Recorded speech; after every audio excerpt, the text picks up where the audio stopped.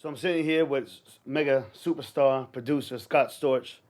I'm sure you heard his hits from The Roots to Dr. Dre, uh, Grammy Award singer Beyonce, Christina Aguilera, Britney Spears, Fat Joe, Busta Rhymes. The list goes on. Thank you very much, for having My me pleasure. in your studio. It's beautiful, and you've had some massive success. I mean, from you know really fast, $70 million in net worth, um, fancy cars, mansions, the rich and famous lifestyle. Today, a couple of bankruptcies, okay, but success is not final, okay. And as Winston Churchill said, that and failure is not fatal, but it's the courage that to Absolutely. continue is really what counts. And to me, your story is amazing. You always be a great success to me, and I want to, share with the world your story. So, what in the world is really driving you today to continue to stay in this business and make it back to number one? You know what? I finally got my passion for music back, and I'm just at a place where I'm around good people. And finally, after so many years in this industry, I've aligned myself with incredible people. They're my partners in this new era of my career. CCS is our company, and I finally have a great environment to work in.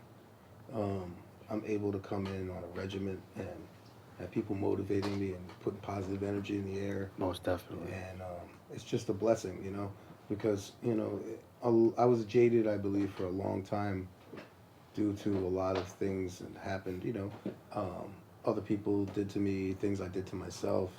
And, we torture ourselves sometimes when we make Absolutely. these mistakes. But when somebody finally can bring some light into your life and help you realize that, if you just open your eyes and realize that you've been given a second chance, you can win. I mean, you have an amazing gift, and what you've brought to the table to the industry is truly remarkable. And I had the pleasure of meeting both your partners today, and there's some first class people and some great people, and it kind of reminds me of continent. I want to bring in some business because this is a business. I mean, you are an entity, and Continental Airlines in the 1990s was suffering from two bankruptcies, going on their third, had the worst on-time departure ratings, worst customer service, and I think in 1 year they lost over $200 million. This guy Gordon Bethune became their CEO and turned that company around to where not only were they profitable, but they had the most JD and Power Associate awards for customer service, on-time departures, and really became worst to first. And that kind of reminds me of really what's going now in your life, where you're really taking things to a new level. But I want to kind of take it back to your childhood because I know that the talent that you had. I know. Tell me about the piano and how'd you really discover. How'd you get into the music? I mean, I had an older brother. When I was growing up, he was 2 years older than me, so he was very into music, and he would always play these different kinds of heavy metal, whatever the trend was at the time. And then my parents, we had a little piece of furniture. It was a broken down old upright piano, and I was just, I don't know, I gravitated towards it, and I would just sit there. And then after a while, I would bring my little cassette recorder, put it on the piano bench, and start figuring out how to play all my favorite songs. And Self-taught. yeah, yeah, I No took one or lessons. two. I No took one or lessons. two lessons as a kid, and then it just the means weren't there to even afford the piano lessons, Wow. or it was difficult to get there because of the scheduling of my parents, and so it just didn't happen. But I taught myself, and it got to the point where my parents were like, "Yo, go out and play football or do something on with your friends," and they were tired of hearing this banging Piano. the piano through the house every day, and I knew that was for me. Even at that young Wow. age, like How old are nine, you? 10 years old, Wow. I just knew that was whether I had to be a guy who plays what we call club dates, which is like playing a bar mitzvah or weddings, and Uh huh. be a poor musician, or be a successful musician, or I'd just rather be that than successful in any other business. No, I hear you. How about doesn't it run in your family? I know you had an uncle that started a rock band. Yeah, the Vagrants. Yeah, yeah, and he also wrote. He also wrote too. Mm-hmm. Did You did that your have any? homework. Yeah, did that have any influence on you composing not only production and piano, but also composing work? You know what's crazy? I have one. We have very like you know, I guess in our in our lives like things that just leave a permanent imprint and you remember these weird little fluky memories. But I remember one time my uncle Jerry was he was on the piano and at this point he had already found God and was writing religious music, Okay. but it was still music and he was playing and singing these songs and I remember him doing this song and I think I was like maybe 10 and he said something and it didn't rhyme and I remember it catching my attention and I was like, yo, he should have used this word. And like I'm 10 years old and I just remember like I'm trying to like I'm critiquing people's music and like I know that obviously I have a really strong connection with music. So that was definitely something that inspired me, I feel. Yeah, and usually you kind of answered my second question was because usually you can look back at your childhood and people can say like, no, I always knew that he had that in him, or he always had that eye for it, always had that talent. So you've God given, and you've always been working on your craft Yeah. Yeah. I since that mean age. my mother was a singer and this and that. And you know, there was always horror stories even with regarding my uncle and this and that with drugs and crazy shit and for whatever reason my parents did want music in my life. They were very musical people, but they didn't want it to be my career. Because Makes they were sense. like, you got to do something practical, you have to have something to fall back on, et cetera, et cetera. But, you know, I think you said something earlier about the people that are willing to take on that challenge and really the Yes, gladiators. yes, we And are gladiators. yeah, Definitely are I think I was gladiators one of those people. I was like, fuck it, I'm going to go for broke. I'm going to do this. for sure. And I know in school you were a bit of a nerd outcast per se. Um, Until like eighth grade. until Then I became the okay, cool guy. yeah, yeah, I can relate. And did you ever feel like you had to do something to stand out or like prove something to people, or like, tell me about like especially like I when you tell you became what, like when you became the cool guy, just know this. something. I figured out in eighth grade that you can really, really make women happy when you play the piano. You can get their attention, you can inspire them. No. It became very easy to ensnare them. We'll say.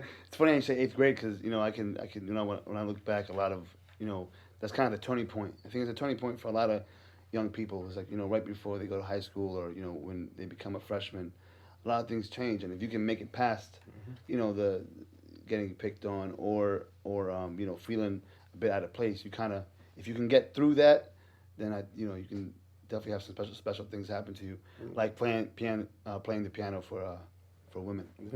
But you know what? It's so funny to take what you're talking about even to another level. I'll flash forward a little bit and I'll tell you like Sure. there was in the first 10 years of success in my career, I'd say 7, 8 years of success, of major success, my management at the time had me in the studio. You know, I even had all the fancy cars. They would sit in the parking lot of the studio, and that's all. They would never make it to the club, and I was kind of a nerd at that point because I had been so, you know, put into a bubble in the studio. Hmm. Like my friends would come to the studio beforehand, and we would smoke out, and then they would go to the studio or go to the club, and I'd sit and work, and they'd come back and tell me how it was and this and that. But I was like really Wow. scared of all that shit. I was like, amazed by it. I would just want to listen to the stories, but then at one point, this girl Paris Hilton came in, and Who's that? No, I'm kidding. and she, I was working with her, and we got involved, and those cameras on you, and the nightlife, and the everything just was like holy shit, and it was Got like drawn in. it was actually the beginning of the end. Wow, wow, and things happen really slow and gradual, and if it can catch you off guard and kind of derail you, sometimes it's really hard to go Yeah. back. Yeah. But proximity. Speaking of Paris Hilton, proximity is very important. Like Oh yeah, the people you put, it helped. yourself. The people you put yourself around, and you've been blessed to be around some amazing people. And I'll kind of rewind a little bit and go to the roots, and and tell me how you being around them and that proximity. Like, what did that do for your career and you as a person? Well, that was my first real introduction to the music industry was you know, on a professional level. Mm-hmm. You know, we joined this group, and you know, I was this little white kid and in the hood, like somehow managed to, you know, at 15 move to Philly, and like I'm coming at this hip hop shit. It was really hard to get people to take you seriously. You know what I mean? Mm-hmm. I'm not exactly, you know. Things were different back then. Yeah. It's not like it is now. Yeah. So you know that was a big, you know, it was a big learning process for me. You know, I mean, I was able to learn people and learn how to be in different social settings, and you know, it was like almost like culture shock. And but I made it work, and I just always remained being me, and that's what the kid was. I wasn't ever trying to be like, yo, what's up, what's going on. I was just me. How about it take it to the next level? Now your experience with Dre, was it 99 Mm-hmm. with Dre? I 2000. never use this word, but I'll say it. It's funny. I remember sitting with Snoop Dogg and we were smoking a blunt, and he said, "Yo, man, you more niggas than most of the niggas I know." I was like, "Word?" And he's like, "Yeah, 'cause you just cool, man." He's like, "Well, a real motherfucker is a person that just is himself and is not trying to be anything else." Absolutely. Scott, let's do some classics. Yes, sir. Okay. Let me hit you with this one back in 2000.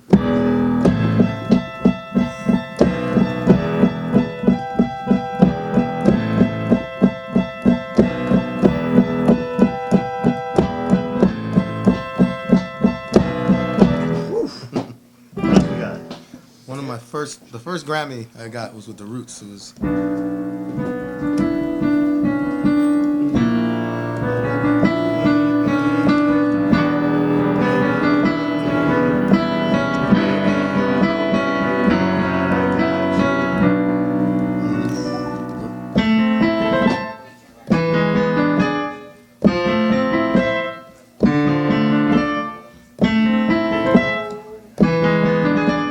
Play me a rhythm. you got it. One more. Let's give it one more. Oh, it's Exhibit. Exhibit? No. Hold on. Snoop. That's Exhibit. Yeah, that's Exhibit.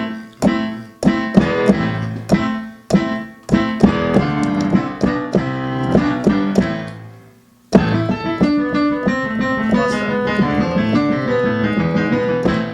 You got it. that. My man. Thank you so much. All right. Love. Absolutely.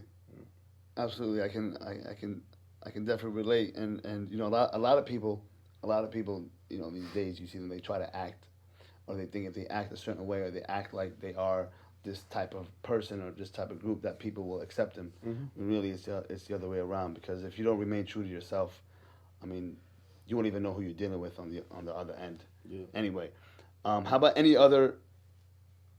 So did Dre influence you at all, or Dre, did you yeah, came in to kind of? yeah. Dr. Dre, you know, I was able to, you know, firsthand witness a real actual music assembly line. You know what I mean? Like he's an incredible conductor, and when he has people like myself, he knows what to do to you know, and he knows how to pick talent. Those are like his two gifts, I think, and I learned a lot from that. And he's a good businessman. Absolutely, yes. And I'm sure if people didn't know that back in the day, I'm sure they all know that now after what just happened between Apple and Beats by Dre. So any other producers that influenced you, or any other people? Timberland definitely influenced me. Super talented, his techniques and you know creatively, you know watching all that stuff, being able to be working side by side with a lot of these guys. You know, it's like you know you pick up a lot of shit along the way, So now we got the and next. vice versa. Because you Yeah. know, we all have our specialties. And you all bring something to the table that's new. And you added. I mean, you know, I never knew that Still Dre, that you had did Yeah, the sound for Yeah. Still Dre. I always thought it was just Dre. I mean, even if you look at you know, G Unit popping them things, or you look at a couple other tracks that he did, you know, it still has that. I thought you know, most people thought it was just Dre. I mean, at that and time, that I was don't the think. sound that Dre and I created.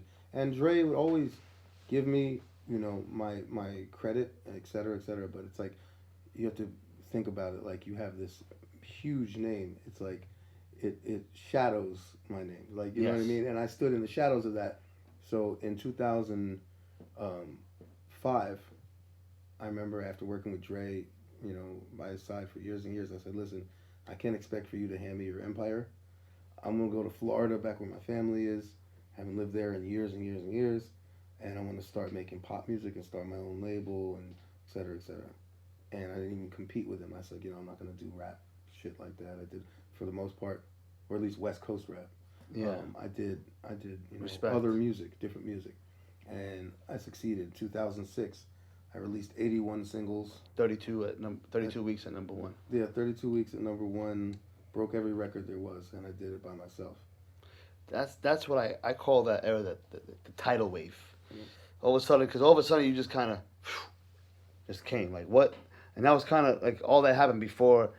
Like my marking point was like MTV Cribs, like that's my, so like what happened before that? I mean, you had like the like how did that happen? You had that Phantom 100 EX prototype 740,000. You had the mansion. Like how does that That happen? wasn't a prototype. Well, you made the We prototype. just chopped it. It was a, Well, you saw the prototype. You couldn't Rolls-Royce get it. was not happy about that. Yeah, you saw They were concerned with the integrity of their vehicle because that was a 4-door convertible versus they're releasing in a year that the drop then head. the drop head, which was a 2-door convertible. So they didn't want people to think that that's what it was. So they were like, False we don't want to advertisement. see this car in the press at all.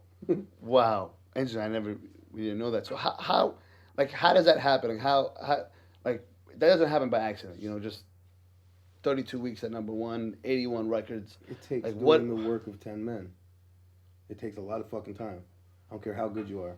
It takes a lot of effort, a lot of time, and a lot of a big imagination. What did that mean to you? Like having those 32 weeks at number one, 81 records, all these A-list celebrities. It meant Like a what? lot, but it was a gift and a curse at the same time, because after I did that, I had this lifetime goal of being the Grammy Producer of the Year. Oh, I remember this. Right? In 2005, Dre and I did every record that he did together, and I got a chance to watch him get that award as Grammy for Producer of the Year, and that was one of my motivating factors that shot me down to Florida, was to go earn that on my own. So I was sure I was going to get that when I went to the awards that year in 2006. I remember. And I think somebody that had 2 records out that year from the Gorillas was the person that won the award, but I was too busy making the records to do all the panels and ass kissing for Naris to get that award. Yes, I remember. Then you said something like you got to go to Billboard or something. Yeah. To be at the Billboard Awards. Yes. Yeah, and I don't recall what happened. I was a little bitter, a little jaded. I'll still accept the Grammys. I have no problem with it. Of course. But you know what? I just realized that, there's a lot of politics. It's not just art, and you got to have the right people with you to protect you and make sure that, I was being sort of managed in those days, but, I've heard Dr. Dre mention, my son can manage Eminem. He said it. I've listened to him say it. Like, it's just a matter of saying how much and when. But if you have like the right team with you, like I finally do for the first time in my life, shit goes down how it's supposed to go down. You know better than your team. Yeah. 100. And okay, so now after the cars and the mansions and the $250,000 worldwide one-way flights, which would want $500,000 on a round trip to somewhere overseas. What is it? Did you while you're doing all this, like, did you ever ask yourself at one point, like, is this life? Like, do I just work, and then now I acquire all these materialistic things, and now I get to fly. Like, I know in one story you flew from Miami to LA just to eat at Mr. Child's and came back. Like, wow, where did you hear this stuff? That's crazy. I actually heard that a long time ago. I couldn't find that recently, but it just, like I said, I've been wanting to sit down with you for a while prior to writing my first book. But, did you ever ask yourself, like, maybe at the end of the night, you say, is this it? Like, is this life? Is this my purpose? What? I think a lot of the moves that I was making were, like, there was an article about me. I'll just say this. There was an article about me that said, Scott Storch blew $30 million in cocaine. No, I did not. That I would be dead. Okay, I blew $30 million from the decisions that I made while I was under the influence of being high every day and being out of my fucking brain.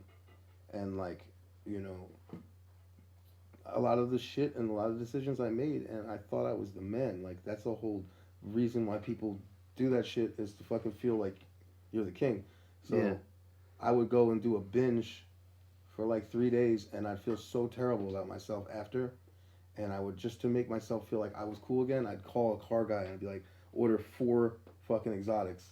Like, let me get the new Ferrari, the new Bentley, and come take this Maybach and change colors, and you know, just to make myself feel like, That you still have control. yeah, like like Even that though you made don't- it okay. That's how fucking twisted I was. So even though you didn't have, like, you knew you didn't have control of your life, but in order to make yourself feel better. that you have I let control, these material you, objects, wow. because in my eyes, as a kid grew up, you know, as a lower middle class family, you know, I aspired for all these things, and I thought that if you didn't have them, you were not as cool as the kids in school who had everything.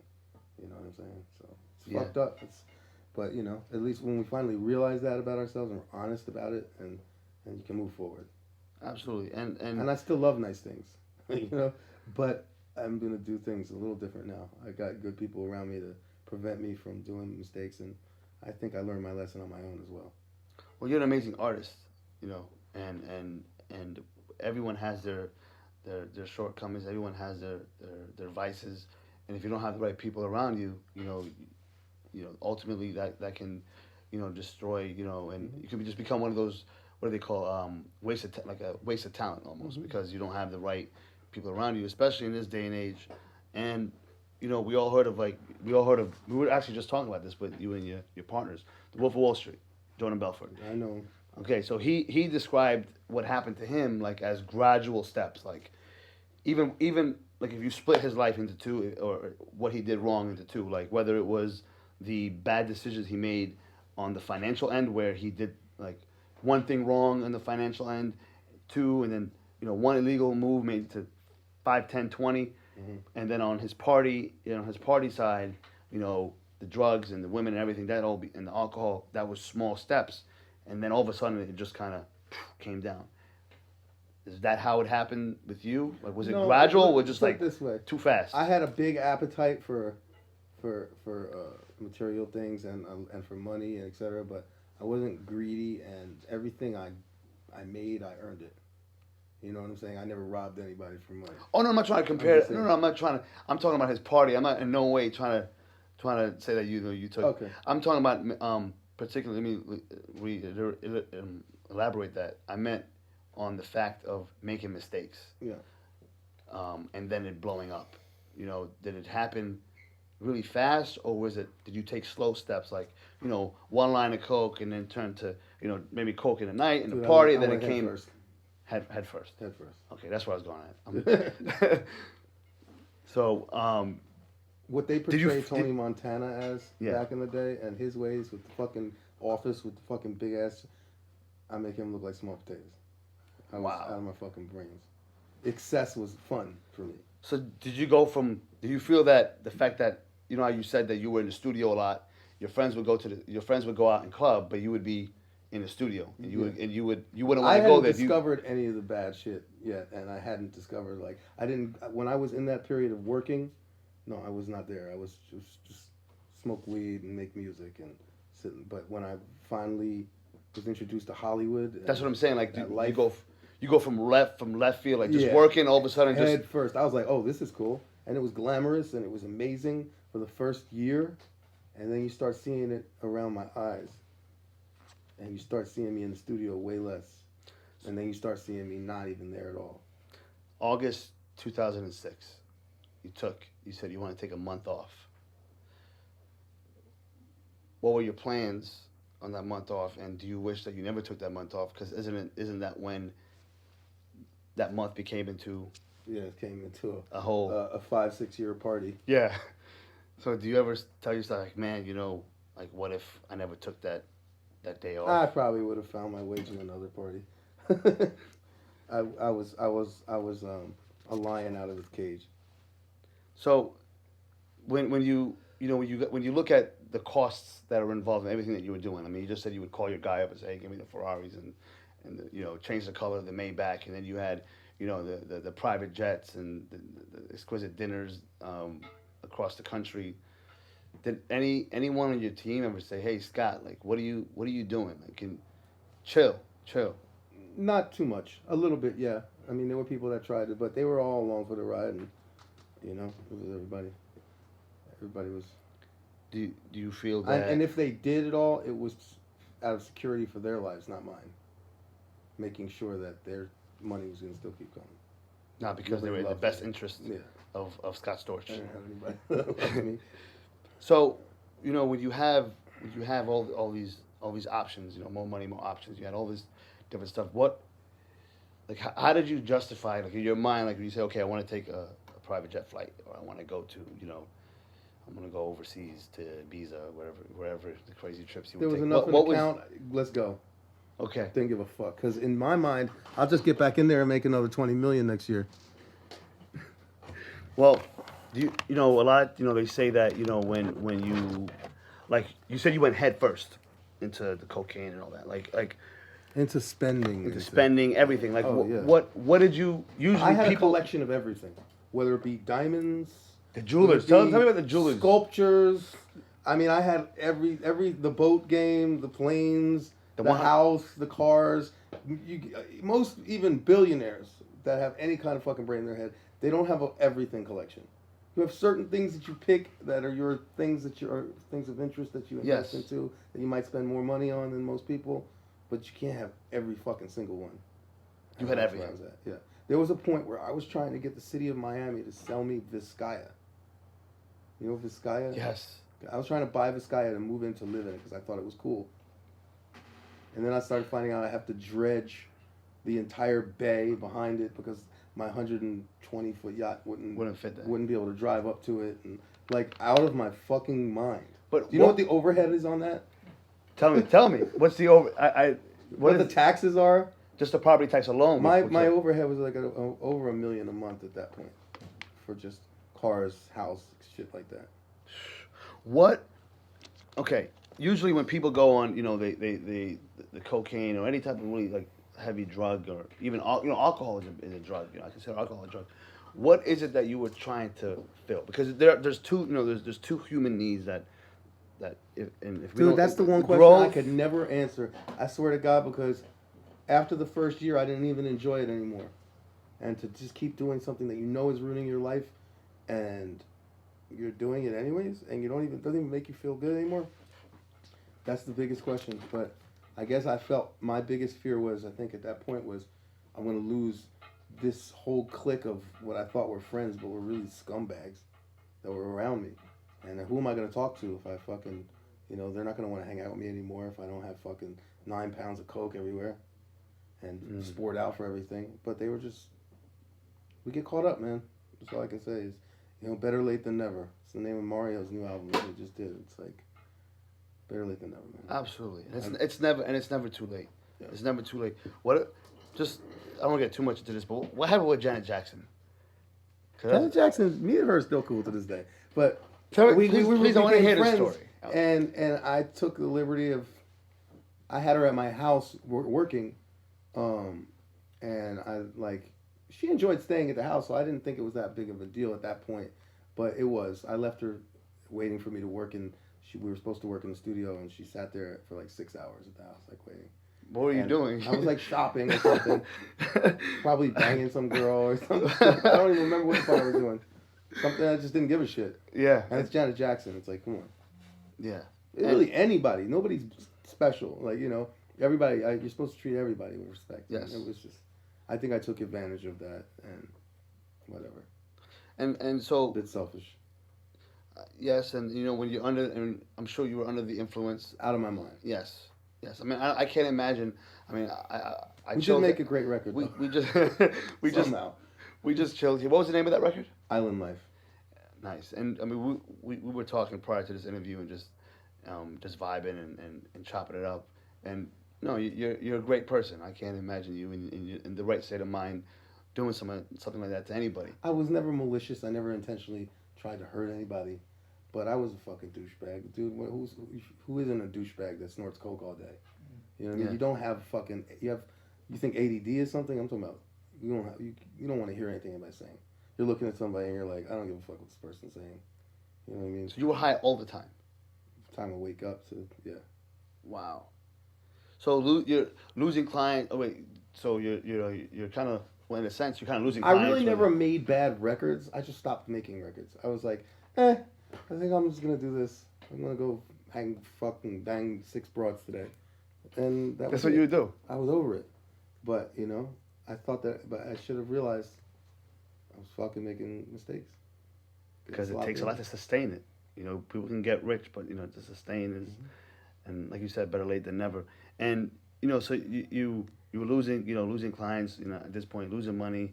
Like, Not did really you ever? losing. I wasn't losing clients. Well, you just stopped. They all You wanted stopped. me to work. They wanted the fucking beats. You just So stopped. I to just work. stopped working. Yeah.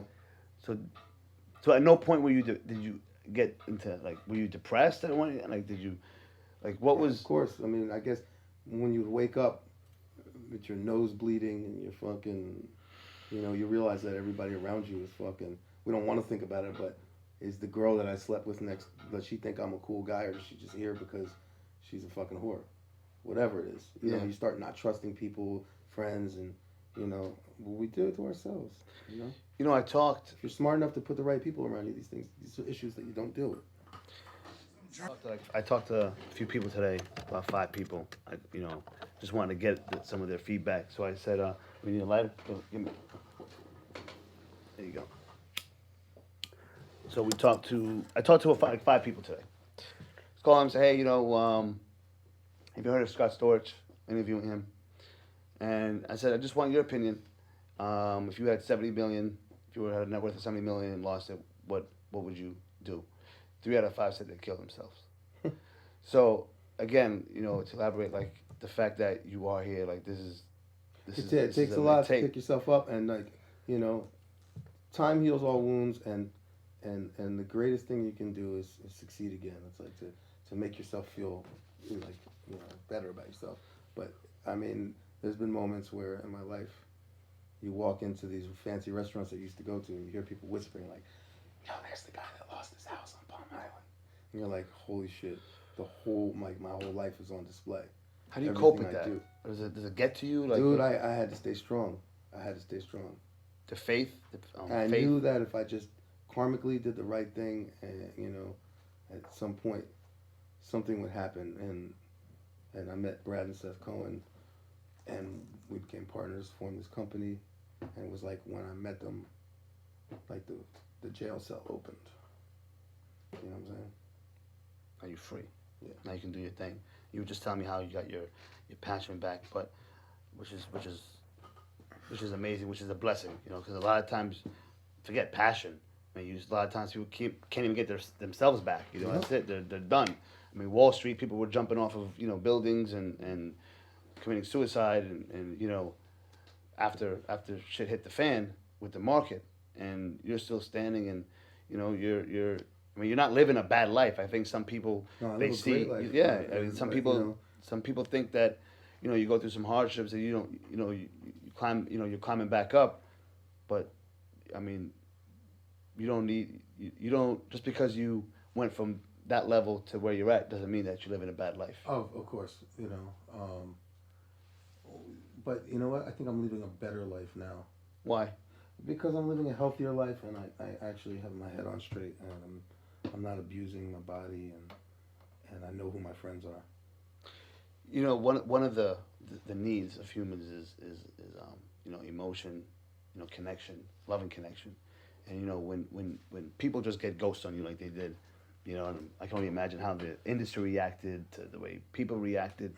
It kind of closes you off, and do you feel like you're more alive now because you're becoming like you're seeing good people and you're kind of opening more up and you're connecting and believing and more optimistic, and like I said, I realize I have a second chance.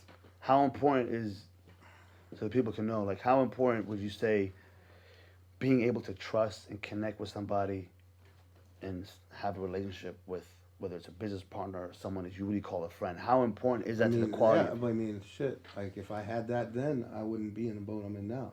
Somebody would have took me by the shirt and said, "Yo, motherfucker, wake up." So what are you working towards You said, I mean, obviously, you like still love nice things, and of course, you're gonna. I'm sure we're gonna be seeing you soon. With, Nice things are with great. The rewards, but excess and living beyond your means is a different thing. so, You what are don't you want to working be a towards? slave, What are you working towards now? huh? What are you working towards like today? Like, what are you like before? It was you wanted all of that you had, like, or For me, 3 or 4 cars is nice, not 25. You know what I'm saying? Uh, 15,000 square feet is nice, not 35, 40. You know, it's like yeah. really like who needs that? You know, over unnecessary taxes that you pay on a home every year for what? You know what I'm saying? So people can come over and stay. What the fuck do I want them there? Um, how did I know friends went away, but friends went away, or so-called friends, let's say. But I'll tell how you did the this industry story. react? I know 3 people, okay, that I bought all 3 of them GT Bentleys. I'm not gonna say any names, and that was from the heart, like, cause I just wanted them to live the way I do, Mm-hmm. and feel powerful. That's the only reason why I did it, cause I didn't want them envying me, and I felt it. Did you ever I feel felt guilty? it when I would come downstairs, and I'd feel the and like, oh, this motherfucker, like, you know. So you feel like, okay, Feel guilty? yeah, A little guilty? a little bit. So you feel like you want to like hook them up too, but not one of those people was there for me when it hit the fan. I was just gonna ask you, did anyone call? Not Anyone from one. the industry call you like, "Yo, Scott, are you okay? Like, yo, can we help you?" Not a one. Wow. I wasn't trying to buy friendship. I thought I already had friends. You know what I'm saying? Yeah. What is success to you today? Like, what do you feel, and what do you feel is your purpose today? Purpose?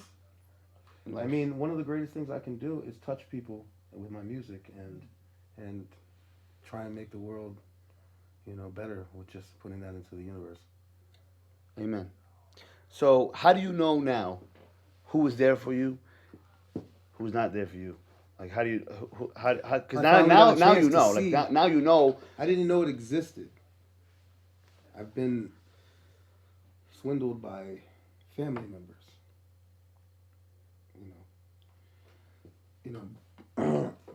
Being able, I guess, to finally see what good people are, that's my gauge now.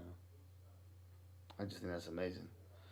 Because I was just telling you before the interview, even in my younger years, that really affected, and I'm sure that affected your psyche a lot. Absolutely. You can't. It's like, how could you live? How could you really live in a world where you think that everyone you come across to is just trying to fuck you over? So how did faith? Did faith play a role in any of this? It's funny you should say that. I was thinking about a person because it was my publisher's name was Faith. She did. But no, yeah, I mean, like I said, my faith, I told you I had faith that someday something would come along and help me get out of the hole I created. I think you, correct me if I'm wrong, but I think the quote you said was, I don't believe people are more talented than other people, but I believe it's the love that they have and how much work, the passion, how much work they put into the music. So how much, like, are you a lot more passionate now than even more than before? Yeah, I think the music is way, way beyond where I was at. I'm Why is digging that? way deeper. Well, not only do I have the good vibes around me, I've gotten a lot of shit, as we all know, out of my system. Yes. I'm not thinking about pussy. I'm not thinking about going here and there. Like I'm thinking about making hit records right now, and I'm focused. And I finally have an environment. Excuse me, an environment to do it in, and it's cool, man. It's a blessing. Nothing but you feel the energy in this building. It's like Oh, I love it. it's all real shit. No fugazi. You let me hear some exclusives today. Yep. And I can So tell. hopefully that's a reflection of my past. Definitely is, and just the different type of sounds that you're using, and now someone who's not very passionate would not be able to make the music that you're making now. Are you still pulling records out of the crate in your brain? Yeah, you heard that. Yeah, Tell me about that. samples, What is that? No, you know what? I'll tell you what. For me, one of the things I pride myself on is being a pioneer. I don't ever want to be like a carbon copy of what's going on. So, a lot of people that make it to a high level as a record producer see this formula and how you make records, and that's the right way, and there's Yeah. no other way. When there's just some little kid sitting in the hood in his basement making some shit that's crazy, you have to learn all these different new techniques. And what I do is I take it all, and I've been taking it all, researching and seeing all the music that's being made, and then make it mine. And I put the Scott Storch on it, and then the fucking shit comes. I went and that is truly remarkable and amazing because I was just getting, we've all heard of Blockbuster. Netflix came, they went out. Okay, we were just talking earlier with Brad too, and we were saying how 9 out of every 10 businesses fail. 4% of businesses after 10 years are just standing. You got athletes who have their lifespan. You got rappers and other producers. They spike, they come down. Are you just a statistic of one of them? But I think after hearing that music, and after what you just explained about how you're keeping up, you're not trying to just keep up, but you're trying to be ahead. I'm a trendsetter, man, and I'm gonna have these kids on their heels, like on their tippy toes. Did you ever think that? How many records was it that was sold? 350 million. Yeah. Did you ever think that you would sell 350 million records and live the life that you lived and the life that I you live ain't now? worried about that. I'm worried about the next 350. I'm gonna sell 700 million, 1.5 million, a billion. I know you will. So, if someone's watching that has a addiction, whether it's to drugs or alcohol, what would you tell them? That's gonna kill them. Slow suicide or fast suicide, and it's gonna change the way their mind works, and it's gonna fuck their lives up. No, there's no happy ending. No one is strong enough to sustain, Nobody. withstand that. Ain't nobody. I don't mean to keep going back, but just one more question about before. If you were to change one thing about 2006, what would it be? You know what? I don't think I'd change a thing. I think everything that I've been through led me to where I'm at. I think I had to see that for something. Maybe I would have ended up fucking, in the future had I not felt like overdosing or God knows what. You know what I'm saying? Mhm. So I just believe in everything and let it be life's lesson to me. Because I'm in you know, third quarter of the game right now. It's not about how, it's third not and about fourth is about to be the shit. it's not about how you played the first half. It's about how Yeah. you can get out there and kick ass on the 2nd Mhm. half. So describe Scott Storch today. What's happening? I'm a driven, very happy, very, for the first time in my life, able to just focus on music and not have to worry. I'm not even talking about the successful days, but Yeah. the my days where I was trying to make a comeback and I was unable to. I had the pressures of just you know bills and shit like that and all that anxiety. I don't have that. I'm in a good position where I can just do this. Fearless. Yeah. Just gliding. Yeah. Any challenges in getting some credibility in the industry? I mean, obviously we just heard some new Rick Ross tracks, Chris Brown, and a bunch of other artists that you're working with. But what about a lot of the other artists Listen, that there's you a lot feel? of people that I never did any wrongdoing to. I'm talking about a lot of people in this business that walked away from me. I'm not going to single anybody out, but I can just say this. Success is the best revenge in the world. So that's Yes, it is. And you know, is there anything that you want to add as far as what you're doing today and just line up for what's to come before we wrap this up? I mean, no matter what, to me, you're just one of the greatest success I'm not going to stories. mention a record that's coming or something. Just know that a new wave of music CCS is about to put out to the world. We're not. We're my partner likes to refer to as we're not a camp. We're a continent. That's Mm. it. God bless. You're such an inspiration, Scott Storch. Thank you so much for Thanks for having me. coming, man. You're welcome. God Good luck with the book. Thank you. Thank you. Scott Storch, everyone. Any of these for Shit.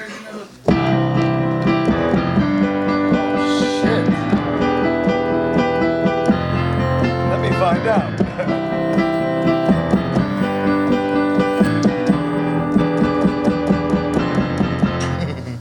Name anything out there, guys. Anybody wanna? Name something. Come on, name something. Hey, you ain't know the Lil Wayne and Birdman.